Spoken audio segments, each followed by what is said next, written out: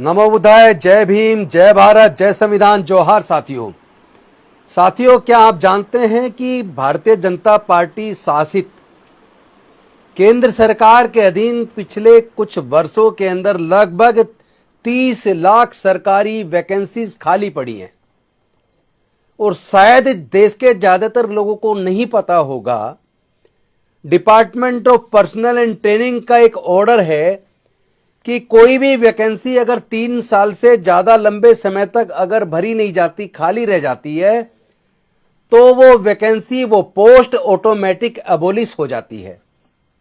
तो ये जो लाखों पोस्ट एबोलिश हो गई हैं, इसके लिए कौन जिम्मेदार है?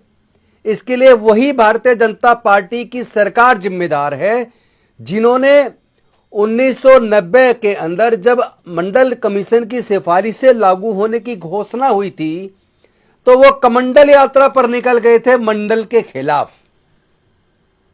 और इतना ही नहीं, बल्कि पूरे देश के छात्रों को मंडल के खिलाफ आंदोलन करके पूरे देश का वातावरण बिगाड़ने का काम मंडल के खिलाफ किसने किया था? वो कौन सी पार्टी है जिसने कहा था हर साल 2 करोड़ लोगों को रोजगार देंगे, सबके अकाउंट में 15-15 लाख रुपए आएंगे, काला धन वापस आएगा, 100 स्मार्ट सिटी बनेंगी? वो किसकी सरकार थी? नरेंद्र मोदी जी की सरकार थी। और वही थी जिसने 2016 में नोटबंदी लागू करके देश के अंदर लोगों को लाइन में लगा दिया और कई सौ लोग मारे गए। नोटबंदी से फायदा कुछ नहीं हुआ, लेकिन नुकसान यह हुआ जिनके छोटे मोटे उद्योग धंधे थे, कारखाने थे, फैक्ट्रियां थी, वो तबाह हो गई। रोजगार और देने की बजाय लोगों के रोजगार छीन लिए।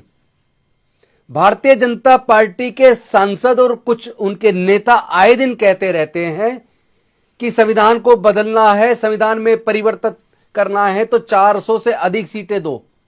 और वहीं से, उसी से प्रेरित होकर भारतीय जनता पार्टी ने 400 पार का नारा दे दिया।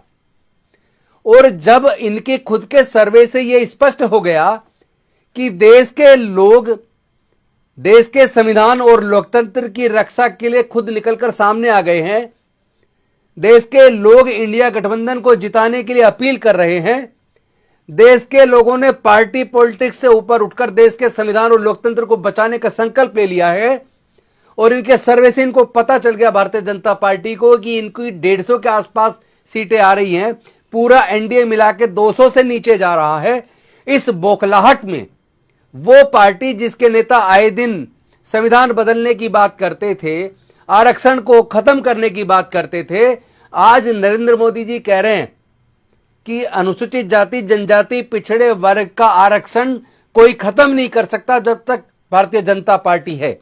अगर एससी एसटी ओबीसी का आरक्षण को कोई बचा सकता है तो केवल भारतीय जनता पार्टी है। लेकिन मैं पूछना चाहता हूं कि आपने 2 करोड़ रोजगार हर साल देने की बात की थी, उस वायदे का क्या हुआ? आज जो आप मोदी की गारंटी कह रहे हैं, मोदी की गारंटी तो 10 साल से लोग देख रहे हैं। जितने भी गारंटी की, जितने भी वायदे किए, सारे वायदे झूठे साबित हुए, कोई वायदा पूरा नहीं हुआ। और आज देश के लोग इस बात को अच्छे से जान चुके हैं कि देश में नफरत का वातावरण धर्म के नाम पर, जाति के नाम पर, गाय के नाम पर, गोबर के नाम पर किसने फैलाया, किसने फैलाया, सबको समझ आ गया है।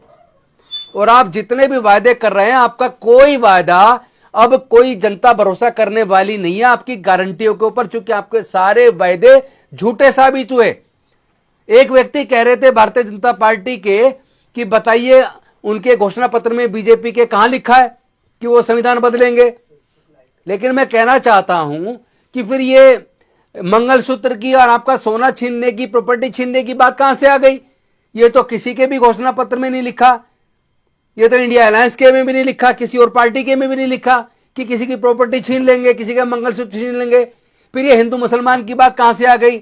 बहुत ज्यादा हिंदू मुसलमान करना, दलितों, पिछड़ों, आदिवासियों का सोना चांदी छीन लेना और लोगों की जायदाद छीन के लोगों में बांट देना, और फिर हिंदू मुसलमान करना, और फिर ये कहना कि जो घुसपैठिए हैं कि उनमें बांट देंगे, ये सब डर भारतीय जनता पार्टी का डर दिखाता है। इसलिए मैं देश के लोगों से एक निवेदन करना चाहता हूं, ये जो इनके नेता आए दिन बयान दे रहे हैं कि 400 पार दो ताकि संविधान को बदला जा सके, देश के लोग किसी भी कीमत पर देश के संविधान और लोकतंत्र के साथ खिलवाड़ बर्दाश्त करने के लिए तैयार नहीं है। भारतीय जनता पार्टी 150 से भी नीचे आ रही है। यह 2 चरणों के मतदान से स्पष्ट हो गया है कि भारतीय जनता पार्टी बहुत बुरी स्थिति में है। उनके नेता बुखला गए हैं, उनकी जुबान लड़खड़ा गई है और डर की वजह से अब वो हिंदू मुसलमान पर उतर आए। क्योंकि उनके जितने मुद्दे थे, धर्म का मुद्दा उनका चला नहीं, तो अब हिंदू मुसलमान पे आ गए। अब लोगों के सोना छीनने पे, मंगलसूत्र छीनने पे, लोगों की प्रॉपर्टी छीनने की बात पे आ गए। भाई, जो बात देश में हुई नहीं है आप उसको बोल के कब तक लोगों को डराकर उनकी वोट लोगे? आप लोग कहते हैं हमने 80 करोड़ लोगों को हम लोग मुफ्त राशन दे रहे हैं। क्यों दे रहे हैं? इसलिए दे रहे हैं क्योंकि आप रोजगार देने में विफल हुए हैं। और जिस पैसे से ये 80 करोड़ लोगों को रोजगार दे रही है, ये पैसा भी तो जनता का है। भारतीय जनता पार्टी या उनके नेता को अपनी जेब से नहीं दे रहे हैं प्रधानमंत्री जी। ये जो टैक्स का पैसा है, चूंकि गरीब आदमी भी जूतियां खरीदता है, कपड़े खरीदता है, बीड़ी का बंडल, माचिस खरीदता है, उसके ऊपर भी टैक्स देता है, जीएसटी देता है।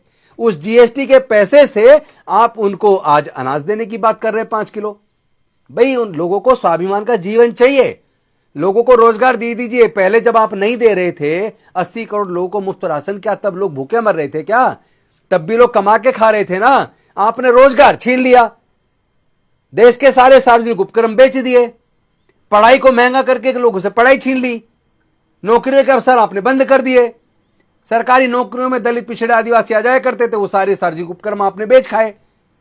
देश को जिस जगह नफरत के रास्ते पर ले जाकर पूरी दुनिया में आपने बदनाम कर दिया है, लोगों के अंदर जो डर का वातावरण पैदा कर दिया है, अब देश की जनता आपको जवाब देगी, आपको 150 से नीचे लाएगी।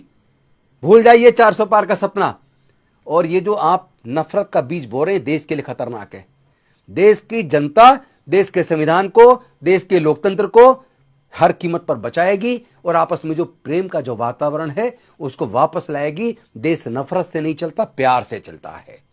मैं देशवासियों से निवेदन करता हूं, करबद्ध निवेदन करता हूं, आइए हम सब लोग मिलकर जाति धर्म से ऊपर उठकर नफरत वाले रास्ते से बिल्कुल दूर रहते हुए शांति के वातावरण में प्यार मोहब्बत का वातावरण फैलाते हुए एक दूसरे के साथ कंधे से कंधा मिलाकर भारत को मजबूत करें और इंडिया गठबंधन को जिताने का संकल्प लें। और इस NDA non democratic alliance, non democratic में जानबूझ के बोलो क्योंकि उनके व्यवहार में, आचरण में लोकतंत्र नजर नहीं आता, वो देश के लिए खतरा बन गए। तो देश के संविधान और लोकतंत्र को हम और आप मिलकर बचाएंगे। इस संकल्प के साथ मैं विदा चाहता हूं। बहुत बहुत धन्यवाद। नमो बुद्धाय। जय भीम, जय भारत, जोहार, जय संविधान।